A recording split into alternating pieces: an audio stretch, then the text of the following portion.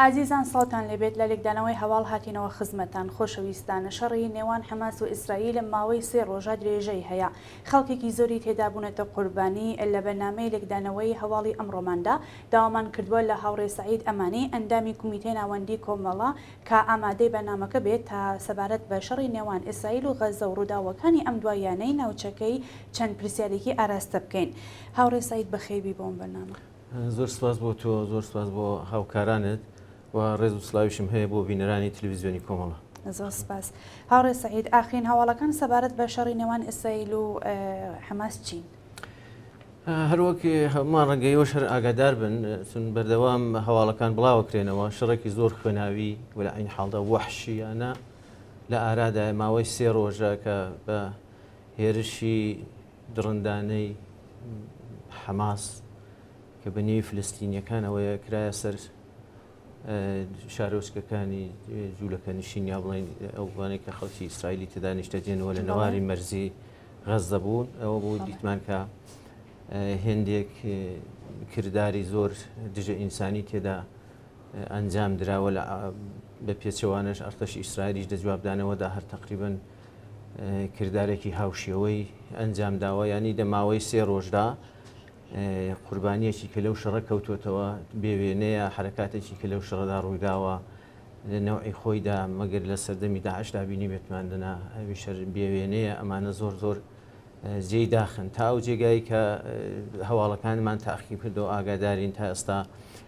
زیاتر لە 700 کەس لە خەڵکی ئیسرائیل کوژراون لەو هێرشەدا، زیاتر لە 2000 کەس بریندارن، بە سەدان کەسی لەلایەن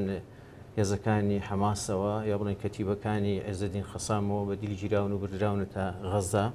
و بە پێچەوانش ئەرتەشی ئیسرائیل چاوی قوچاندووە و هەر چەکێکی پێشکەوت و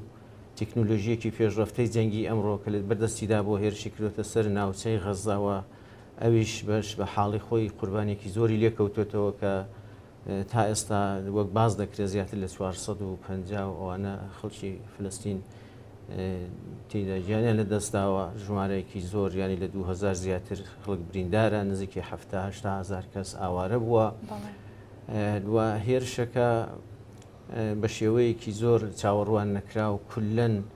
سەرچاوەکانی ژیان بنەما ئابوووریەکان و ئەو شوێنانەی کە سەرچاوی ژیان و ئاسایشی خەڵکە کردوێتە ئامانج وەکو ئەوەی کە گازی بڕیوە، بەرخی لێ بڕیون، سەرچاو ئاویەکانی بڕیوە، ینی هەموو گوشارەکان لەسەر خەڵکەوە فشارەکان لەسەر خەڵکەوە بەو شێوەیەش بینیمان کە لەم شەڕەدا بە شێوەیەکی زۆر وەحشیانە دەست وەشێنراوە لە هەردوو لاکە چاوەڕوان نەکرا بۆ بەڕاستی بڵین لەم سەردەمەدا ئەبەم شێوەیە وەحشیانە بێڕەحمانە مەسەرەن کردداری ئاوە لە شەڕەکاندا ڕوو بدات. ئێمە دەزانین کە کێشەی فلستین و ئیسرائیل کێشەیەکی قوڵی مێژوویە و ئەم قین و تووڕەیانە فۆنگی خواردوێتەوە و جریاناتی کۆنەپەرستی ئیسلامی لەو ناوچەیەدا ڕوشتیان کردووەوەش نەتیجە و ئاکامی حرەکاتێک بووە کە ڕژیمی ئیسرائیل یا بڵێن دەسەڵاتدارانی ئیسرائیل بە پێشێرکردنی مافەڕەوەکانی خەڵکی فلستین بوونەتە باعثیەوەی کە ئەم بارودۆخە بێتە ئاراوە. وی ئەوەی تا ئێستا مەربوط بە ئاخرین هەواڵەکان بێت تقریبن هەر ئەوانە بوو کە باسم کرد. بەڵێ دەست خۆش. هاوڕێ سەعید، بنەمای ئەم کێشانە چین و ئەم قۆناغە لە شەڕی نێوانە ئەم دوو بەلەیە کامانەن و هەردوو لایەن بۆچی گشت هێڵە سوورەکانی پاراستنی مافی مەدەنیان ژێپێناوە؟ بەڕاستی ئەوەی کە ئەوڕۆکە بۆ هەموو کەس جێی پرسیارە ئەوەیە کە ئەم شەڕە ئەبەم شێوە بێڕەحمانەیەوە بەم شێوە بەم حرەکەتەکە دەکرێتە سەر هەر لایەنێک سم بووە بێڕەحمانەیە بووە هەموو هێڵە سوورەکان دەبەزێنرێ. ئێمە دەزانین وەکە تقریبا لە سەرەتاشەوە هەروە ئاماژەیەکی کورتم پێکرد ئەم کێشەیە مێژوویە هەر لە سەرەتای پێکهاتنی دەوڵەتی ئیسرائیلەوە زوڵمێکی بەرچاو لە فلستینیەکان کراوە، مافەکانیان پێشێل کراوە، سەرزەمینەکانیان داگیر کراوە و لە قۆناغەکانی خەباتی خەڵکی فلەستین و ڕەوتی مێژوو تا ئێستاکانە چەندین جار هاتوۆتە سەر ئەوەی کە لاقل کێشەی فلەستین بە شێوەیەک حەل کرێت و دان بە دەوڵەتی سربەخۆی فلەستین دابدرێەوە خەڵکی فلەستین کە بە سەرتاسەری دنیا و بە تایبەتی دەوڵەتانی هاوسنووری فلەستیندا ئاوارە بوون بگەڕێنەوە سەرزێری خۆیان بەڵام ئەرتەشی ئیسرائیل و دەوڵەتی ئیسرائیل و دەسەڵاتی نیژادپەرستی ئیسرائیل بەری بە و حرەکەتانە گرتووە هیچ نەتیجەیەکی نەبووە. ئەمەش بۆتە باعثیەوەی کە لە تەواوی دنیادا خەڵکێکی زۆری فلەستین ئاوارە بن بێ ماف بن و بکەونە ژێر زەخت و گوشارێکی زۆرەوە لەباری یانی تو لە هەر ڕوانگەیەکەوە کە چاوی لێ بکەین. ئەمە بۆتە باعثیەوەی کە لەگەڵ ئەوەی کە سەردەمانێک خەباتی خەڵکی فلەستینەتەن لەلایەن خەڵکی ئازادی خوازی دنیا و پشتیوانی زۆر بەرینی لێکراوە بەڵام بە دلیلی ئەوەی کە ڕەهبەرانی ئەم بزوتنەوەی ڕەهبەرانێکی کاران نەبوون سازمانەکانیان تووشی هێندێک هەڵی سیاسی بوون تووشی سازشکاری بوون و ئەمە بۆ باعثی ئەوەی کە جەریاناتێکی ئیسلامی جەریاناتێکی تونڕە بێنن ئەو خەلە ئەپڕکەنەوەەوە ببنە مەیدانداری مەیدانەکەەوە بەم شێوەیە لەلایەن دەسەڵاتدارانی کۆنەپەرستی ناوچەکەەوە پشتیوانی بکرێن بۆ ئەوەی ئەم ینی هەمیشە و دایم ئەم کێشەی فلەستین کە بە شێوەیەکی لایەن حەلماوەتەوە وەکو ئێسکێکی نێوبرین وابووە هەر جارێک مەسەرەن جوڵاوە سەری هەڵداوە بەرحاڵ ئەم برینە کولاوەتەوە ئەم کێشەیە سەری هەڵداوە. هەمومان دەزانین ئەم کێشەیە تەنیا کێشەی خەڵکی فلەستین و ئیسرائیل نییە. ئەمە ئێستا بۆتە کێشەیەکی ناوچەی بۆتە کێشەی جەمسەرە سرمایهداریەکان دەسەڵاتە گەورەکان دزلهێزەکان لە ئاستی دنیادا مەسەن بڵێن نەگەبەرەی ڕۆژاوە وەرەی ڕۆژهەڵات یا بڵێن وڵاتانی عەرەبی و وڵاتانی ڕۆژاوایی ینی هەموو دەستیان هەیە یا وڵاتانی ئیسلامی و وڵاتانێکی کە زۆربەی دانیشتوانەکەی مەسیحین ینی لە هەر ڕوانگەی و تۆ چاوی لێ دەکەی دەستیان هەیە لەم کێشانەدا. بەڵام ئەوەی کە زۆر مشەخەص بێ ئێستا ئەلم قۆناغی کە ئێستا ئەمە قسەی لێ دەکەین کێشەیەکە کە لە بینی ئیسرائیل و دەوڵەتانی نەیاری بە تایبەتی کۆماری ئیسلامیدا ئەم پشتە زەغبۆتەوە. ینی ئەم حرەکەتی کە ئەم ڕۆژانە جریانێکی وەکو حەماس ئەنجامی داوە لەگەڵەوەی کە ئێمە دەزانین سازمانێکەوە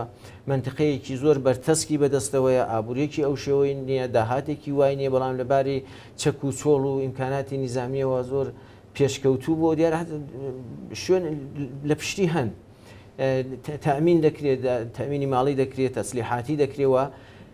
خەریکن شەڕی نیابەتی پێ دەکەن ئەم شەڕە لەسەر ینی بۆ دابینکردنی مافی خەڵکی فلەستین نییە چون لێرەدا مافەڕەواکانی خەڵکی فلەستینیش بۆتە قوربانی پێشێل کراوە لەلایەن ئەم جریاناتەوە کە لەوێدا خەریکن تەسویح حساب لەگەڵ یەکتری دەکەن تقریبەن مافەکانی خەڵکی فلەستین ئەوەندەی دیکە کەوتۆتە پەراوێزەوە. ئێستا کێشە بۆتە کێشەی دەوڵەتەکان بۆتە کێشەی مەسهەبی بۆتە کێشەی ئاینی ئەوەی کە مافی خەڵکی فلەستینە خەڵکی ئازادی خوازی فلەستینە مافی خەڵکی مافوازی فلەستینە بەڕاستی کەوتوتە پراوێزەوە. بۆ یەکوتمان ئەم کێشەی خەڵکی فلەستین کە بە شێوەیەکی مێژووی ماوەتەوە و حەل نەبووە لەم ڕۆکەدا بەم شێوەی وەکو برینێک تەشەنەی کردووەوە بە شێوەی جۆرا و جۆر سوء استفادەی لێ دەکرێت. ئەوەی کە ئەم لەم سێ ڕۆژەدا هەموو هێڵە سوورەکانی پاراستنی مافی مرۆڤ ئەو یاسایانەی کە دەچێتە خاڵبی جەنایەتی جەنگیەوە بەزێندران بەڕاستی دەبینین دەوات حرەکاتێک بوو کە تەنیا لە سەردەمی تا عشتا ئێمە شاهدی بووین. هێرشێکی کە حەماس کردیە سەر خەڵکی یا بڵێن دەوڵەتی ئیسرائیل یا شارۆچکەکانی ئیسرائیل و بەرخوردێکی کە لەگەڵ ئەو خەڵکە بێدیفاع کردی خەڵکێکی کە مەدەنی بوون مەسەلەن خەڵکێک بوون کە لە ئاهەنگی زەماوەند یا بڵێن بەرحاڵ ئاهەنگێکی تایبەتدا کۆ ببوونەوە چەکیان پێ نەبوو ئەوانە قەتڵ و عام کران ئەوانە بە شێوەیەکی زۆر درڕندانە بە دیل گیران و نمایش کران لە تۆڕە کۆمەڵایەتیەکاندا کە ئینسان بە تێڕادیوی جورئەتی تمەشاکردنیانی نییە. ینی ئەم حرەکەتانە زۆر ویژدانی خەڵکی ئازادی خوازی لە ئاستی دنیادا ئازار داوە و هەموو کەس پێی وایە کە جەنایەتی جەنگی ڕووی داوە بە پێچەوانەوە وەختێک دەوڵەتی ئیسرائیلیش وە خۆدێتەوە و دشکردەوە نیشانەدا جەنایەتی لەوە گەورەتر ئەنجامەدا ئەویش ینی بەبێ ئەوەی کە پێشتر هۆشداریەدا مەسەلەن لە شوێنێک لە غەزا کە دێبوون بارانی کە خەڵکی داوای لە خەڵکە دەکەێت چۆڵیکن ئەم دەفعێ بێ ئەوەی کە ئەم هوشداریان نەبدا ینی بە پێشکەوتوترین چەکی ئەمڕۆیی ئەو شوێنە بوون باران دەکات ئەو کارەبان لەسەر دەبڕێ گازیان لەسەر دەبڕێت ئەسن کولەن ژێرخانی ژیانی مەدەنی ئەو خەڵکە خەریکە هەڵەتەکێنێ ئەچ بەرەو چۆ دەڕەوە ئەم شەڕە بەڕاستی ئینسان پێی وایە کە لە ینی بەرەو خراپتر بوون دەڕوە لە ڕۆژەکانی داهاتووداوە بەم شێوە وحشیانە و دڕندانێش کە ئێستاوان گرتویانەتە بەر بۆیە بەداخەوە ئەرێت هەموو سنوورە هیا بڵێن هێڵە سوورەکانی پاراستنی مافی مرۆڤ پاراستنی خەڵکی مەدەنی و دەستنەبردن بۆ ئەنجامدانی جەنایەتی جەنگی لەوانەدا هەموو بەزێنراوە هەموو ئەو کارانەی تێدا ئەنجام درراوە کە ئەرکی سرجەم خەڵکی ئازادی خوازە لە ئاستی دنیادا کە بەرامبەر بەم کارانە بوەستنەوە و دژایەتی خۆیان دەربڕێن سا لەلایەن هەر کەسێکەوە بێ. ئێمە وەختێک دەڵێن کە دەوڵەتی ئیسرائیل لە ناوچەکەدا وەکو دەوڵەتێکی بەهێز یا یەکێک لە دەسەڵاتە بەهێزەکان لەباری نیزامی و لە ناوچەکەدا دەجوڵاوەوە زۆر ئێعتمادی بەخۆی بوو پێیوا بوو لە شکان نەهاتووە دەسەڵاتێکی نیزامی قدرەتێکی نیزامی لە ناوچەکەدا کە بە هیچ شێوەیەک ناشکێندرێ بەڵام لەم حرەکەتەدا دیمان کە ئەسان کولی ئەم ئوبوهەتەی کە بۆ ئەم دەوڵەتە بۆ ئەم ئەرتەشە بۆ دەسەڵاتە نیزامەکەی دانرابوو بە شێوەیەکی زۆر زۆر بەرچاو چوەژێر پرسیارەوە ینی وەکو جریانێکی پوشالی لێهات ئەویش دەگەڕێتەوە بۆچی ئێمە دەڵێن ئەگەر هەرچی گوشارەکان بۆ سەر خەڵکێکی ئازادی خواست ماف پێشێلکرا و زیاتر بێت ڕەنگە بۆ ماوەیەک فتوانی کۆنتترۆلیکەی بەڵام وەختێک دەتەقێتەوە پێشببینی ناکرێت چۆن دەتەقێتەوە بۆیە ئەمە لە نەتیجەی پێشێرکردنی مافی خەڵکی فلستیندا وەسوی استیفادەی زەریاناتی ئیسلامی بۆ تەسویە حیساب لەگەڵ دوژمنەکانیان لەم مەسەلەیە استیفادە کراوە بەم شێوەیەش هێرش کرایە سەر ئیسرائیل و دەسەڵاتی یەگانەی ناوچەکە کە لەباری نیزامیەوە بێت بەم شێوەیە تێکیان شکان خستیانە ژێر پرسیارەوە ئەمە نەچێتە قاڵبیەوەی کە دیفا لە حرەکەتەکەی حەماس دەکەین حرەکەتەکەی حەماس هێرشەکەەوە ئەو کردەوەی کە تێیدا ئەنجامدرا زۆر وحشیانە بوو زۆر دژی ئینسانی بوو لە بە هەموو بارێکەمە ئەوە محکوم دەکەین بەڵام فقط ویستم ئاماژە بەوە بکەم ئەمە نەتیجەی گوشارێکە کە خودی ئەرتەشی ئیسرائیل یا ئەو دەسەڵاتانەی هاوشێوەی دەوڵەتی ئیسرائیل کە بۆ خەڵکی ژێردەستی خوانی دێنن لە ڕۆژێکدا بەم شێوە بە دژیان دەتەقێتەوە بەڵام بەداخەوە ئێستامە ڕاهبەریەکەی مەسن بە شێوەیەکە کە بەدەستی جریانێکەوە کە خۆی جریانێکی دژی ئینسانیە دژی ئازادیەوە بەم شێوەیە کە بینیمان وەختێک دەستی دەگاتە شوێنێک ئەم وحشیگەریانە ئەنجامەدا. دەست خۆشا ڕێ سعید ئەشارەش و کرد لەناوە قسەکاندا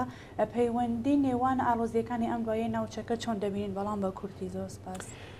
ئێمە دەزانین کە ئەم ئاڵۆزیانەی کە لەم ناوچەیەدا ڕۆدا هەمووی زنجیروار بە یەکەوە بەستراوەتەوە تۆ ئەگەر پێم خۆشە ئاماژەیەک بەوە بکەم کە هەر لە هێرشی ئەرتەشی تورکیەوە یا بڵێن دەسەڵاتی ئۆردوغانەوە بۆ سەر ڕۆژاوای کوردستان چاو لێ بکەین هێرشێکی بەنیسبەت هێرشەکانی پێشوو زۆر جیاوازە ئەگەر پێشتر هێرشی دەکردە سەر بنکەکانی هێزەکانی سووریای دیموکرات ئەوڕۆکە هێرش دەکاتە سەر بیمارستانەکان هێرش دەکاتە سەر سەرچاوی ئاوەکان هێرش دەکاتە سەر سیلۆکان هێرش دەکاتە سەر سەرچاوی بژی و ئاسایش و ئەمنیەتی ئەو خەڵکە یعنی ئەمە تۆ دەبینی مەسەلەن لە هێرشەکەی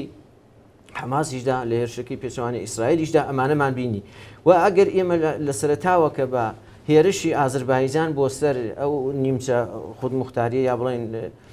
کۆمارەی کە لە ئاگریداخ بوو و بە هێرشێکی هەمەجانبەی ئازربایجان لە بینیان برد و لەو لاو دوای تورکیە هێرشی کردە سەر ڕۆژاوای کوردستان و بەم شێوەیە خەریکە ژێرخانە ئابوووریەکانی و سەرچاوەکانی داهاتی خەڵک لە نێو دەبات کولەن تەنانەت ڕەحم بە بیمارستانەکانیش ناکات هێرشیان دەکاتە سەر